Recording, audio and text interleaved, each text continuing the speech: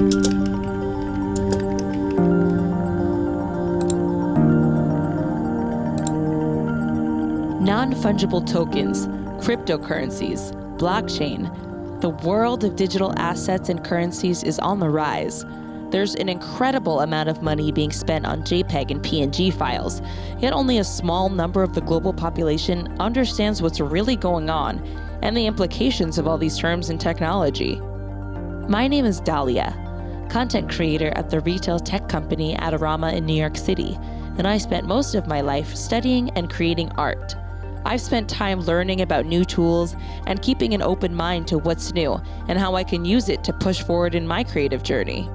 During the pandemic, I spent a significant amount of time studying NFT technology, talking to people, figuring out the world of cryptocurrencies and why, for so many people, it's not just important but essential to develop a safe way to have an alternative coin to fiat. Fiat is the coin used by each country and issued by governments, though that's a topic for another time. In this documentary, you'll hear about the two biggest and most common cryptocurrencies, Bitcoin and Ethereum. Bitcoin is not just the first cryptocurrency, but also the most valuable asset. You can compare it to gold. Meanwhile, Ethereum is the first blockchain that gave developers the power to create and develop within the system, exchange and make contracts, and do it all by using its own cryptocurrency called ETH. This is the most commonly used currency in the NFT world. I love art and creativity, and I'm going to dig deeper into this young world of crypto art. What is it? Why did it explode now? Is it important or is it a giant scam? Digital artist Beeple sold a digital piece at the famed Christie's auction house for $69 million. Sotheby's sold a CryptoPunk for $11.8 million. The art world, the music industry, as well as collectors all around the world are taking note, studying, and planning the future. Are you?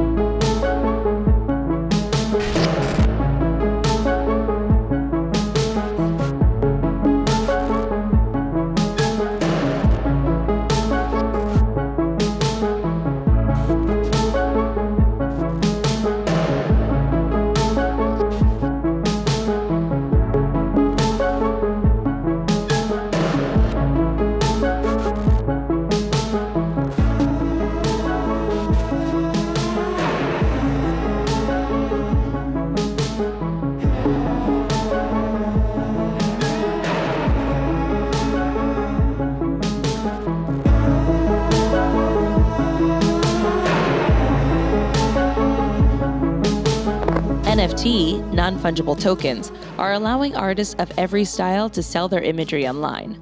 They can maintain the intellectual property and a percentage of the secondary sales, something impossible until the creation of the blockchain technology. But what is a blockchain, and how does it work? Here, photographer Lindsay Adler gives us a brief explanation. NFTs, aka non-fungible tokens. Now, if you haven't heard, this term is taking over the internet, the world of art, tech, photography, all of this.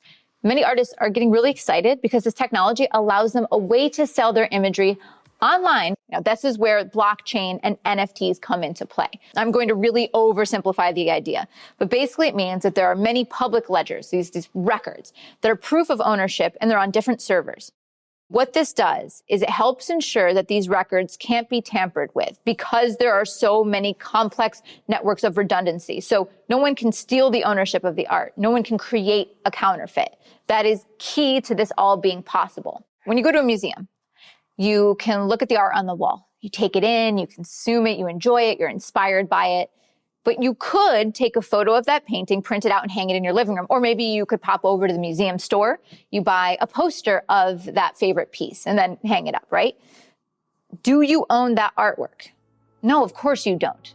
Did you get to see it, enjoy it? Yes. And it's the same thing that's true with digital art. Yeah, someone could still screenshot your photograph. They could steal it off your website, all of those things. But that's not the same as owning it. And it's not the same thing as investing in you as an artist or investing in your artwork. NFTs have become integral to the artist community. giving creators the ability to protect their work and providing a new value to digital art. I spent the last few months speaking with artists, collectors, and tech investors. We talked about the history of the movement, how it's affecting the community, the environmental and mental health concerns, and, of course, the future. Here are the voices who have been integral to the rise of blockchain and NFT. Together, they create a new, decentralized art world.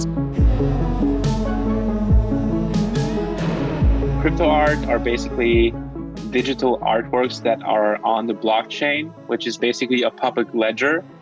And whoever buys this crypto art, this NFT, a non-fungible token, is then the owner.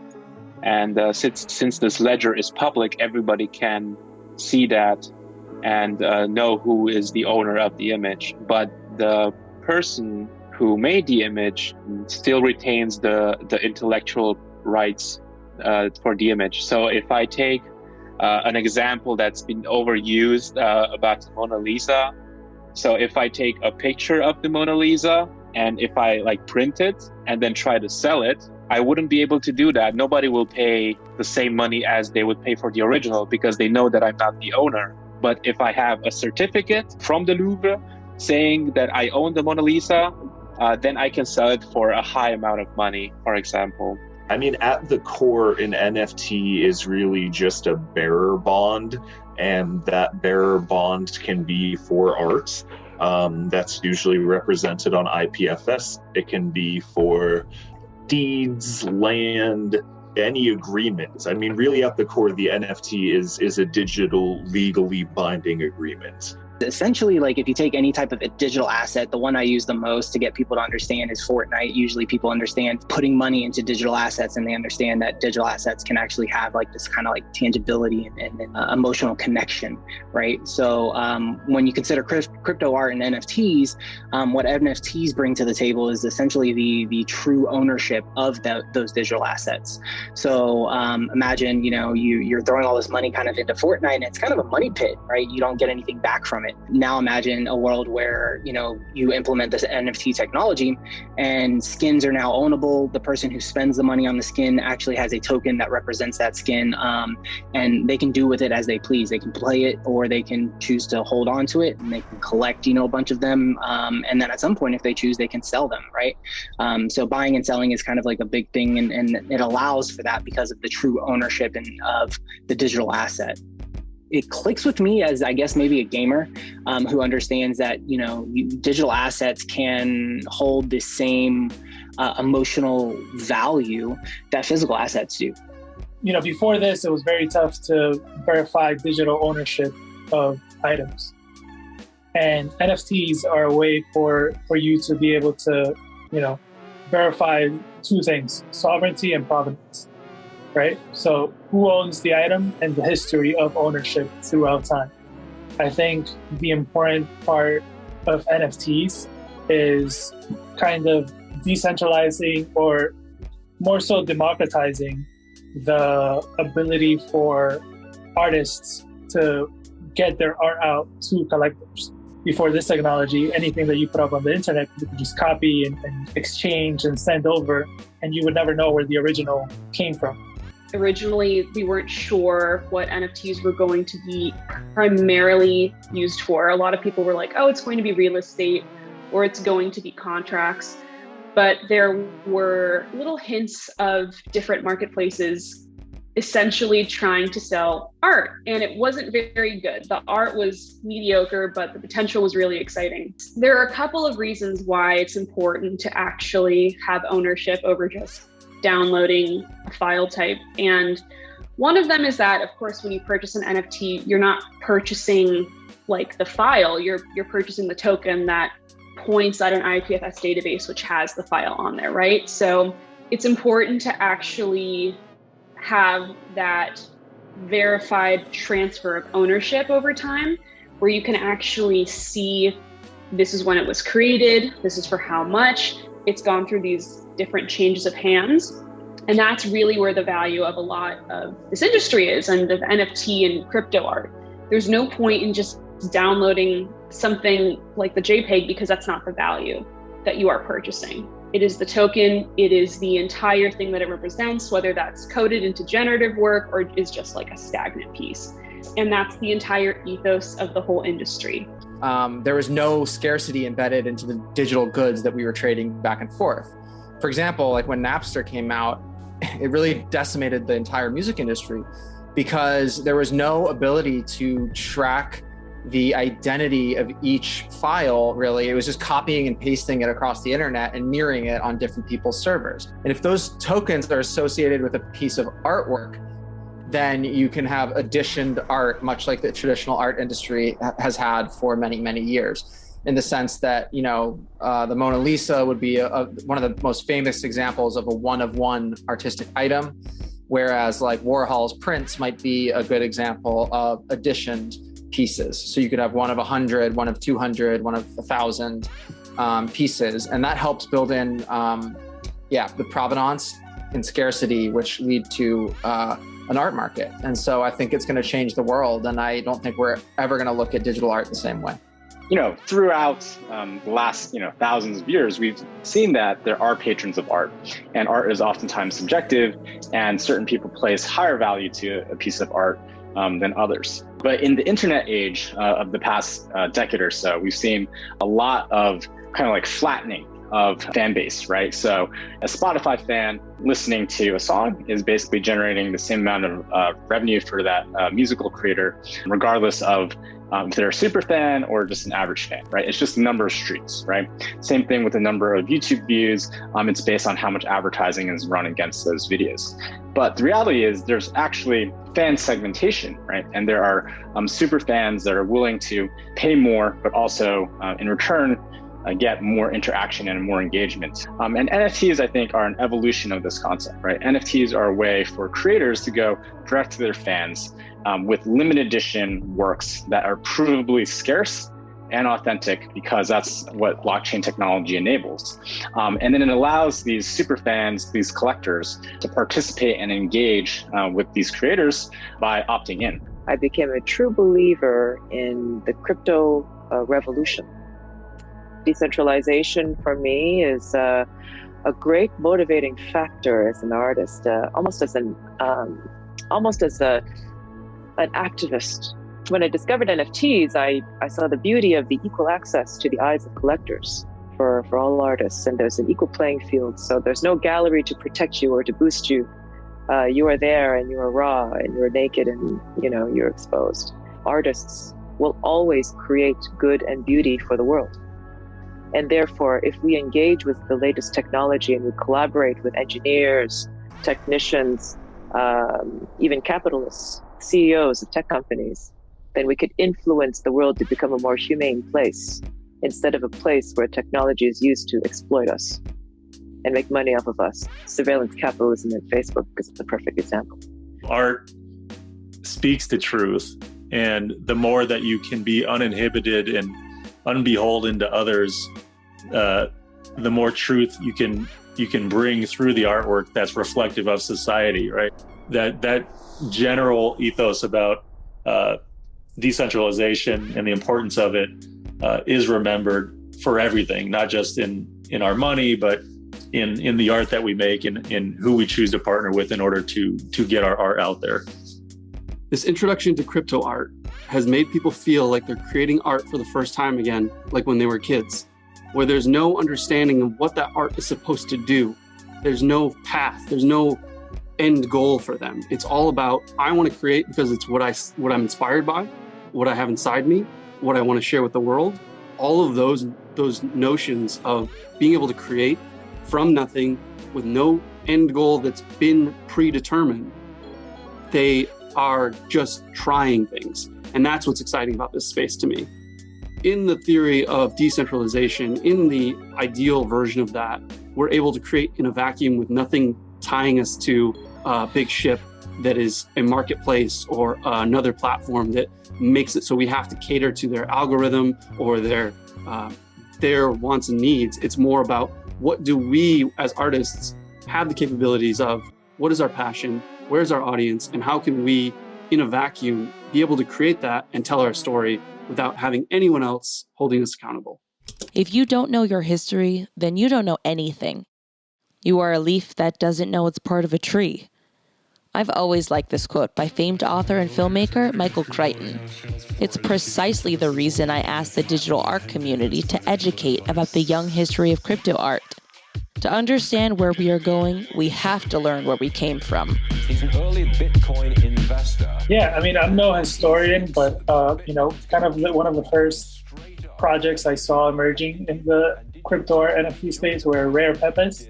And then from there, kind of like the first official one on Ethereum that I know about was CryptoPunks. From there on, they've kind of grown in significance in the culture as this, project that created a whole new token standard for NFTs.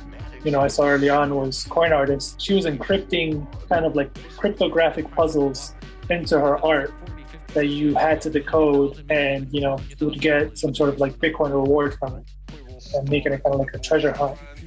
Then from there, it's been a few years of developing as we started to see the rise of marketplaces like OpenSea and Rarible. Then we started to see the more curated ones like Nifty Gateway and Super Rare and Maker's Place. I think it just made for the perfect combination for this whole medium to gain traction, especially because artists, after such a rough year of artists losing so much work worldwide, so it was like, artists losing money, but at the same time, creativity being championed during difficult times. And, now you have this perfect combination of, an emerging technology that kind of gives power to creatives. When I initially got into the space, crypto art was Bitcoin art. There really wasn't this big movement that's happening now. We just referred to art that related to Bitcoin as crypto art. I want to have people learn about this new type of money and why it might be important in an age where trillions of dollars are being printed and more importantly unevenly distributed. And it just causes a lot of issues that ultimately I don't think are sustainable, and we need a plan B. And for me, Bitcoin is that plan B. Art collecting has always been a very exclusive activity. The traditional art market is oddly opaque and hard to get into. We launched in early 2018, and at the time there was zero hype. There's actually negative hype around crypto projects. It was extremely uncool to be building on the blockchain in 2018. But the community that we had from day one, it was a small group of folks, but it was really global from the start. I think that really kept us going. And so, fast forward to today, obviously crypto art and NFTs are making global headlines. I think there's kind of been a saturation point of understanding of what this technology unlocks. I think this is really, really, really huge. And I think we're still only scratching the surface. Ethereum caught my eye in 2015, I think due to my background and interest in computer science and finance. But back then, everyone kind of thought it was a scam and only thought of it as like a stock, and which is completely not the case. There's more to it. And I had been just patiently waiting for the perfect way and moment to communicate to the world of the underlying paradigm of blockchain. And when people reached out and showed me what he was working on, that's when I knew it was art. That's why I kind of knew that this guy could be someone who would be a legend in the future. And then I didn't expect this to happen within 3 months. I was thinking like a year, but like within 3 months, things have gone crazy. What the space was really about until I really bought that piece. And when I realized that people wanted to connect over a shared desire, just something that people really like together, that was just an incredibly mind-blowing experience for me. And my life has changed in that it helped me kind of come out of my shell and start to connect with people. What had happened with Beeple's auction, I think, kind of helped push things forward to a more widespread audience and catch people's attention. And as we see now, Beeple just sold a piece for 69 million and the whole world is talking about it. The music industry shook. A lot of people have said oh wow, this is legit. This is legit now. I think we're very much still in the infancy. There is a lot that can be improved. one of the problems that I encountered when I entered the scene is it was like a complete lack of curation. However, it's also true that this was supposed to be a complete revolution, like a subversive kind of movement in the arts. And so like curation encountered a lot of resistance. But at the same time, at some point, a layer of curation had to be implemented. Because, when you start seeing copycats selling for high amounts, and then you know that the original of that style is not even aware that this is happening. It's not even on the scene. Like a lot of people were being ripped off. Their style was really copied, and they were not aware of it. Because you have 3D artists who have been, making incredible work for years, and I feel like they've been underappreciated and, not recognized by traditional art institutions. And a lot of the ways that they've been making money over the years are working for companies and agencies and movie studios, where the artists themselves kind of go by the wayside. And, they've sacrificed the individuality of their work kind of to, put forth a team effort, right? Like think of all the 3D artists that have worked for all of the movies that we've seen. I feel like all of them have just leveled up even more because now they're like empowered and they're like, oh, finally people are seeing the things I make as art. How can I now push the envelope? And because they have so many years of experience under their belt, they've kind of like taken their whole 3D movement to the next level already. But also, photography has had its spotlight for the past 10 years in social media, to be honest. And this is a new medium where people are able to no longer just paint with paintbrushes. The medium has become pixels. And pixels you can do so much with. You can move them, you can make 3D art, you can change them, they can evolve with code and data and all these other things. So our mediums and our displays are going to reflect the new kind of work we can do and the excitement about what it's possible. So now don't think of, oh, nobody likes my art anymore, my still photography, all that.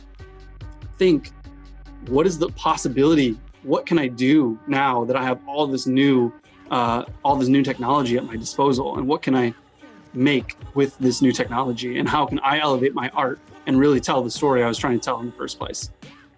The digital art community is really amazing and they're so supportive of one another. This like common denominator, knowing that something big is happening. So I think that's this common bond that the artists are saying, you know what, like we're valued. Let's support one another. There's just this big rush right now where it would be good to have some attention paid towards just really like how this movement came to be and why it's important in some of the aspects of decentralization and Bitcoin and how it gave birth to what it is today, right? Every time a new platform comes along, new artists and influencers are born.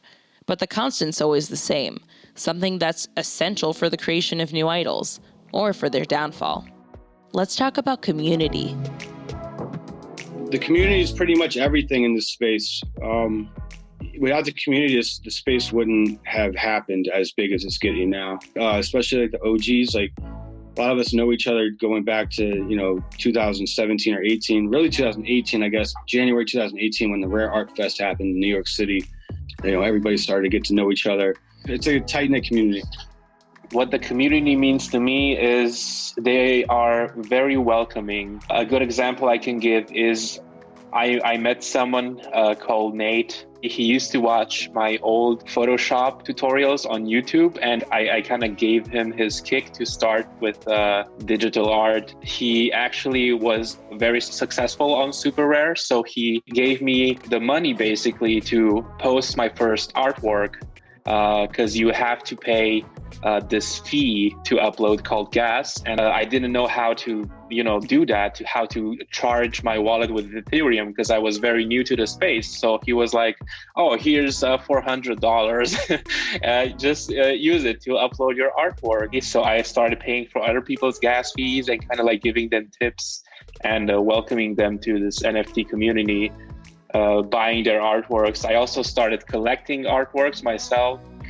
You have to understand that around 20 days ago, I was basically struggling with money And this sudden income has helped me stop worrying about how I will eat next month. So that is a big rock that just fell off my shoulders. And now I can focus on my art instead of surviving, basically. This movement is really interesting. I've never felt so like creatively reinvigorated by something. And I think that's because all of my social circles are getting like shaken up, and we've just come through a year where we were in deep, deep isolation. Also, I think that digital art and music and everything that's made its way online has been completely undervalued because of the systems that we've been using. So systems like social media kind of take the entire value of everything created online and they sequester it, right, away from the people that are actually generating that value, which are the people building connections and community and creative content. Now, this represents a way for artists to reclaim some of that value and to kind of bring these legacy social media companies to account and say, you need to make us better deals now, because we can capture some of this value that you guys have been sequestering for decades now. Instagram is an attention economy. So it actually incentivizes you to post every day, because every day you miss, you get less attention. But if you take a week off to really focus on your craft and drop that better piece, the algorithm punishes you. And most of these artists have spent a decade being manipulated by these algorithmic systems that say, you must be prolific, you must be prolific, you must post every single day. We're moving from an attention economy to an art market. So we're not trying to impress the widest range of the most amount of people on social media. We're trying to impress a very small, specific group of crypto art collectors who are trying to build an art market. So we as artists need to retrain ourselves about how we engage with these systems of technology, and to understand that we don't have to, we're not in this competitive arms race of gaming the algorithm anymore. It's all about what relationships can you build. This community has supported me like so hardcore since I came into the space. I kind of created like this Twitter profile just for like collecting, and ever since like I started asking questions and engaging the artist and kind of, you know, being someone who wanted to create content so we could shed more light on these artists. So community means everything to me in this space. And I think that, you know, Gary Vee said it best just a couple of days ago. The projects and the people who really succeed in this space are going to be the ones who make community first. I think everybody is just so grateful to be a part of something that people just are like, if you have a good idea or you're producing something with like communal or artistic merit, people will see that and they'll help you. And that's really what all this stuff is about at the end of the day. That's very much, I think, the original like ethos of cryptocurrencies is like inclusion and support. And networks, right? I mean, networks in more than one way, like social networks, but also like technical networks as well. I've been doing 3D art for a long time, and I think I was on the scene since the Tumblr times. And we kind of like all copied each other. We tried to learn from each other. And then all of a sudden, years and years later, we all find ourselves on this new scene. But like, in fact, like this is what we have always been doing. And we never thought we would monetize this. And it's been interesting to see how different artists reacted to this, you know, NFT revolution. Digital artists were not used to the idea that they could actually make this amount of money with what we do. And like, we have always done it for passion, for the passion we have, for the discipline. This could be a long-lasting scene, and it could be like an absolute change, like, you know, for the lives of many artists. First of all, like since I became curator at Super Rare, I had the chance to talk to a lot of artists.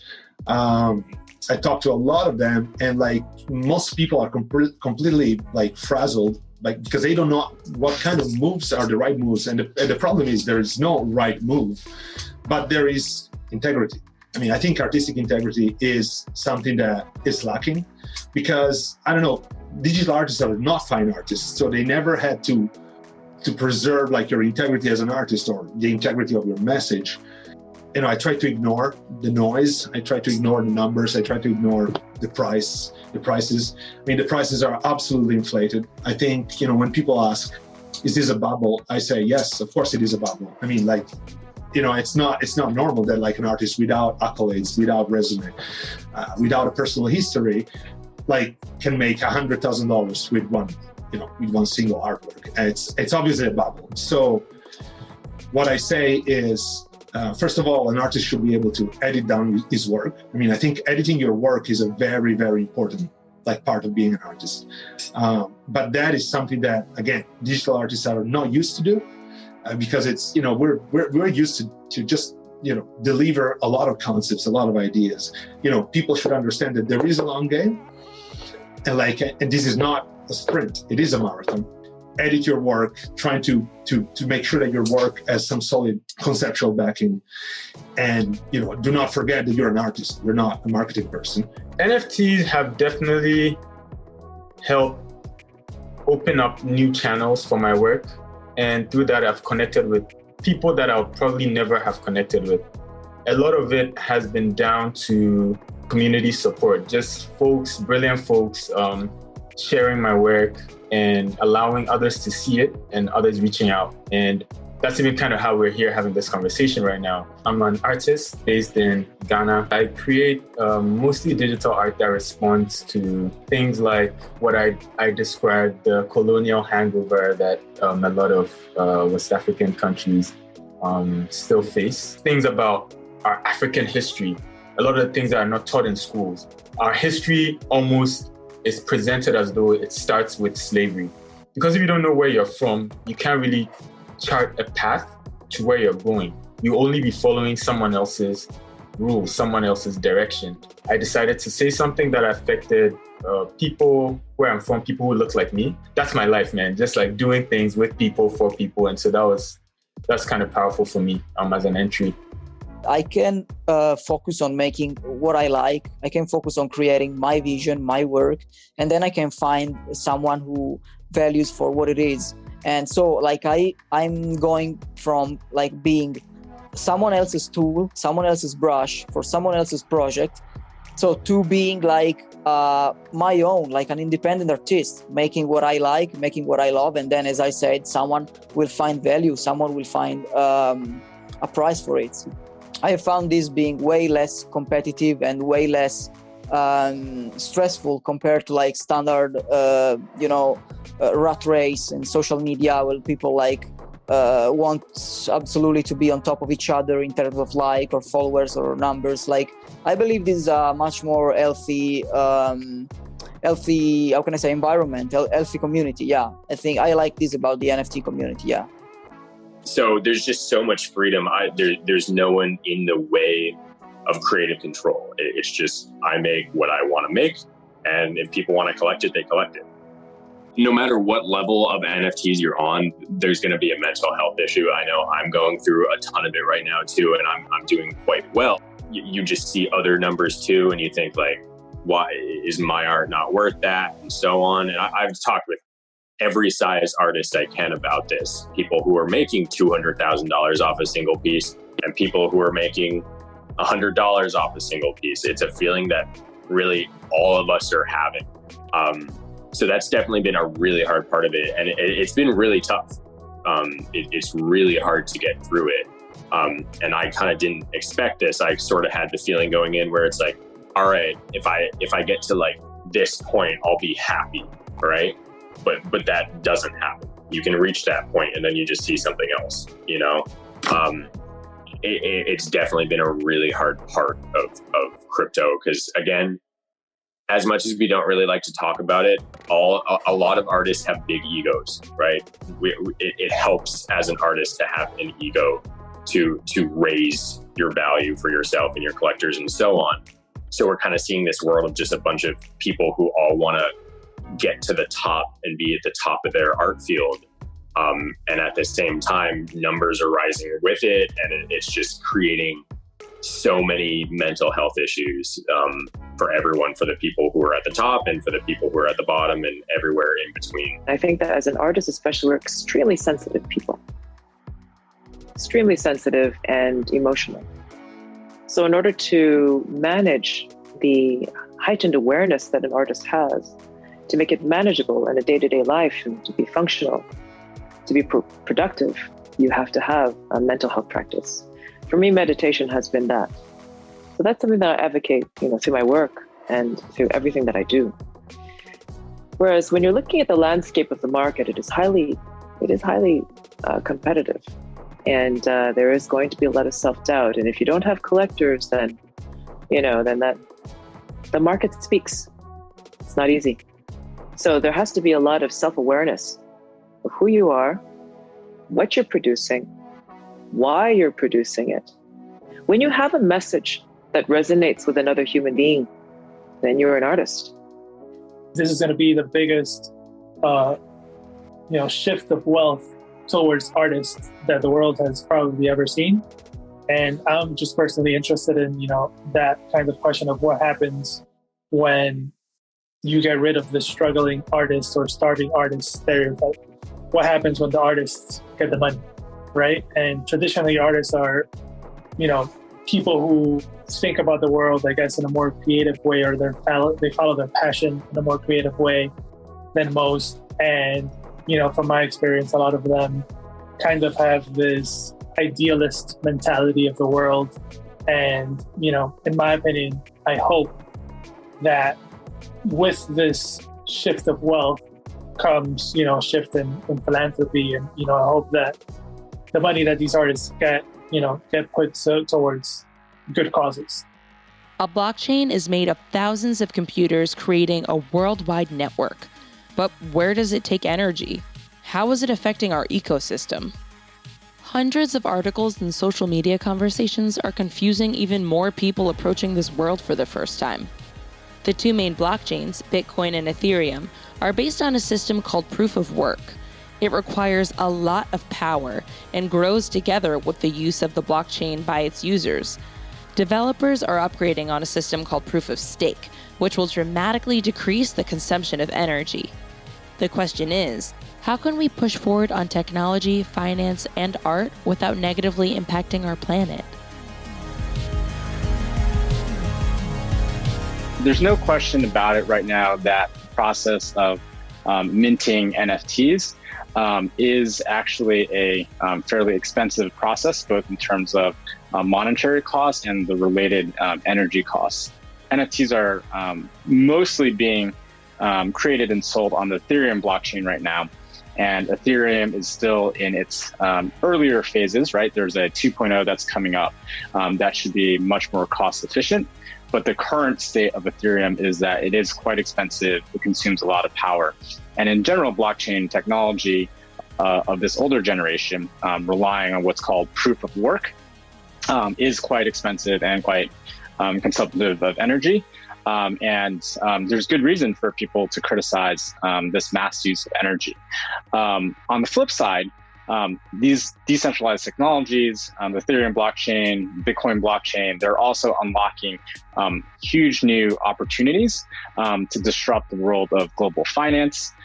In the NFT world, it's creating new opportunities for artists to engage with creators. In the developing world, it will soon, hopefully, create a lot of impact that allows people in the third world to participate in the global economy in a way that they haven't been able to as of today.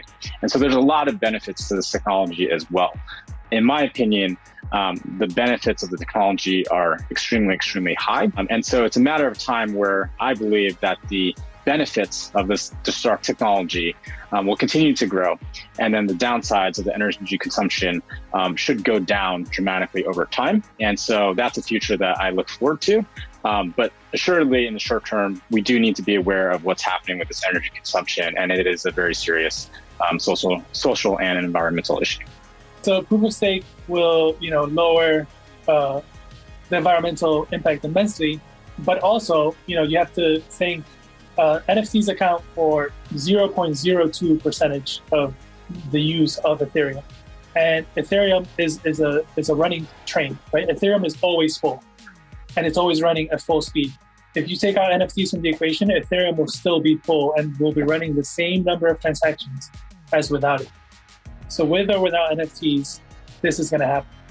with that said, Ethereum is moving to a proof of stake protocol, and there are a lot of, what are called layer 2 solutions that will, greatly, vastly improve the amount of, carbon emissions that are coming from Ethereum.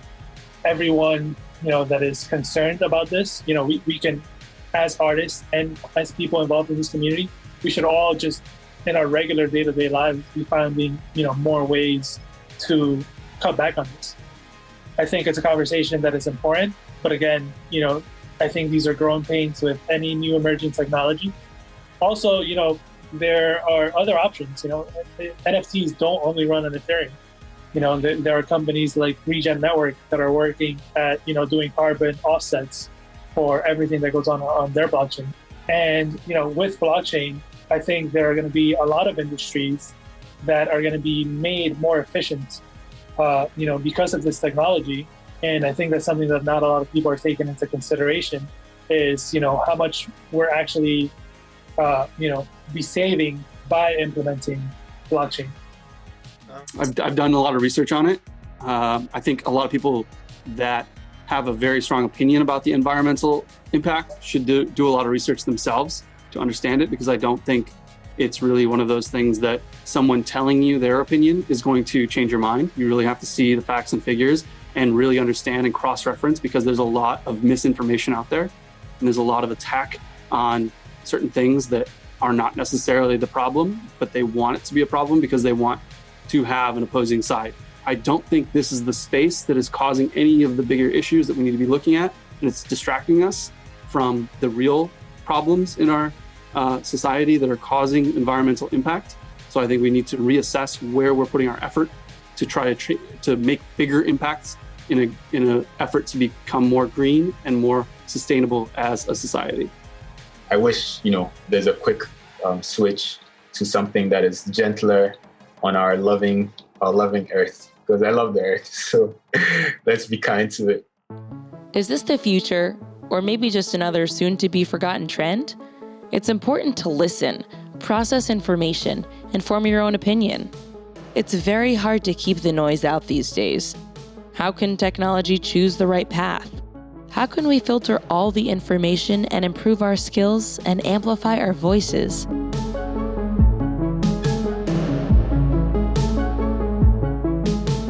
In terms of the future, I firmly believe everything around us has no reason not to be an NFT once we get past the friction of the onboarding process of the minds that are waiting to explode and explore this space. There's a very small percentage of a demographic that's involved in the space right now, and the barrier of entry is currently an iPhone with a data plan. I think there's going to be ways that NFTs are used, far beyond how we're thinking now. I think the stigma of it being just kind of like a cash grab will lessen. We're already starting to see it proliferate in gaming, and it doesn't need to just be art. There's the ability to prove digital ownership can be very wide-reaching. The whole crypto art development will be a first-moving situation for the whole world market in every single branch, because they are bringing the revolution of technique in a very special way to everybody. There's that phrase, starving artist. And in the future, I really think there's a possibility that this could be an old term, where artistry can be very valuable and can be seen as a profession and career that people would approve of. Like, I love going to museums, but I would also love to see beautiful animations at these museums. And I think museums will eventually start implementing more digital things in the traditional galleries, and I'm really excited for that. I think we're going to see changes in fashion industry in terms of ownership and limited, edition and availability of, physical wearable items. I think the gaming industry is going to see a huge shift in terms of things that you own in video games, and even I think real world assets, things like real estate, anywhere where you have to verify ownership and track this ownership over time. I think will be disrupted by the NFT technology. A lot of people are coming in, so like photographers, videographers, musicians. There's going to be a lot of collaboration between these people, a lot of new friendships to be made, a lot of new technology. There's games that you can incorporate NFTs from. You can buy plots of land. You can have digital NFT galleries. A couple years from now is when the mainstream is using NFT technologies. And we know that the mainstream, hundreds of millions to billions of fans in the world are already participating on platforms where they want to engage with these same artists and creators across music, sports, fine art, etc. These people have now probably heard of the word NFT in news, but they're not familiar with cryptocurrency. They're not sure how to use the technology, and they certainly have not yet purchased NFTs. But this is actually the addressable market size for NFTs. And so as the technology becomes more mature, as platforms like Origin start making user experiences easier and easier for people to use and participate, the ideal outcome in a couple of years is that mainstream has come into the NFT. The marketing of music made us, but then also the business kind of took over the artist a little bit. And it's always kind of going back and forth from Napster to now, we're always who's got the upper, who's got some control. So the artists right now actually have a chance, if they don't do any too much bootlicking, we can take this a little bit more and then take that, what the labels do have, the infrastructure and the important things, and use them. But I don't think you necessarily have all the people on top of you that you used to have. We're going to have digital avatars that are roaming all these metaverses, and you're going to have, ownership of items in virtual spaces and virtual galleries and virtual display elements. So, we're going to live in this very futuristic ecosystem of, the physical world, the virtual world, and the augmented world. I think that's going to be very exciting. So back last year at the height of the lockdown, the COVID lockdown, and I wanted to create my dream home. And I was inspired, of course, by my art. I wanted to create an architectural masterpiece that is an artwork.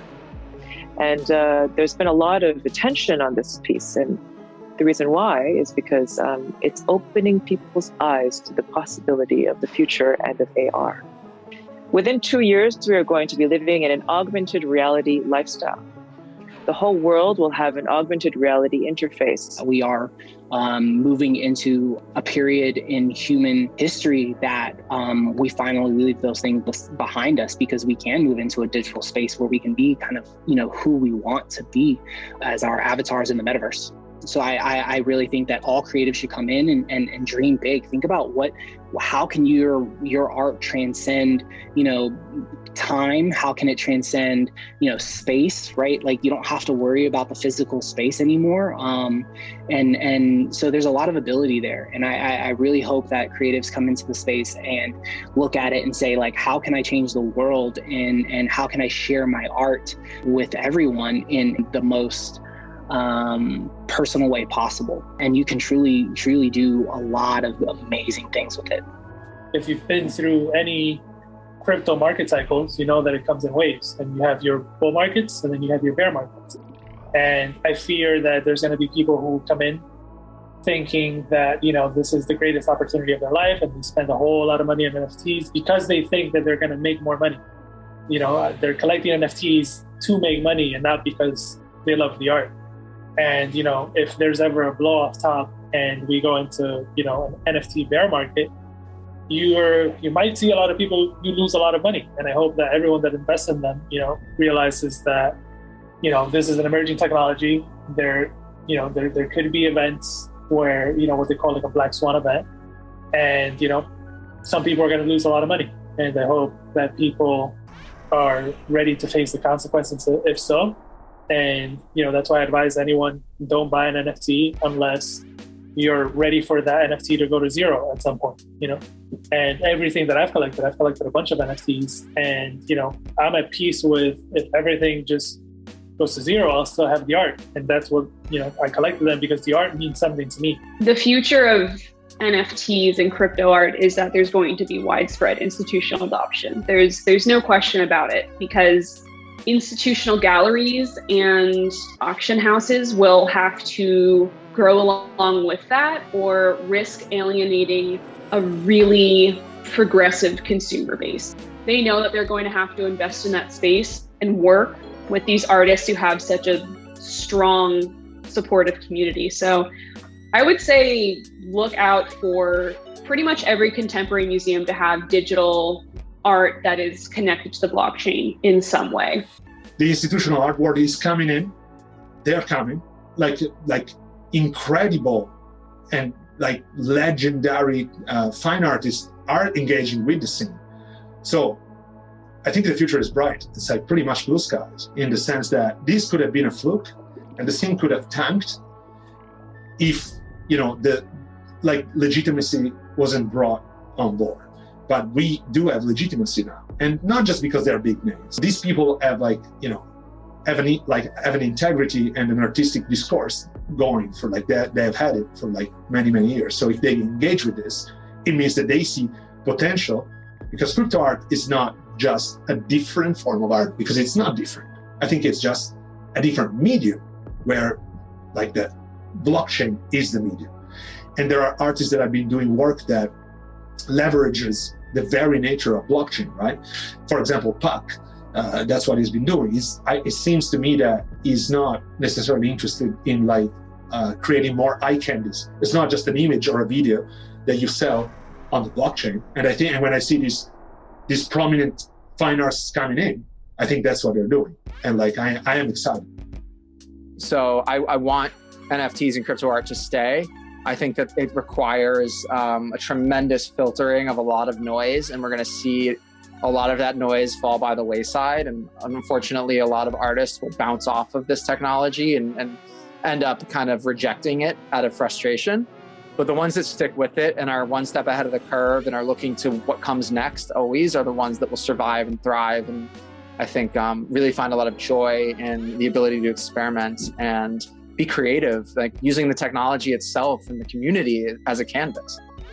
As an artist, you have to speak with your voice and have your intentions and have your history and everything else that goes into your work that nobody else has, because you are the only person with your perspective.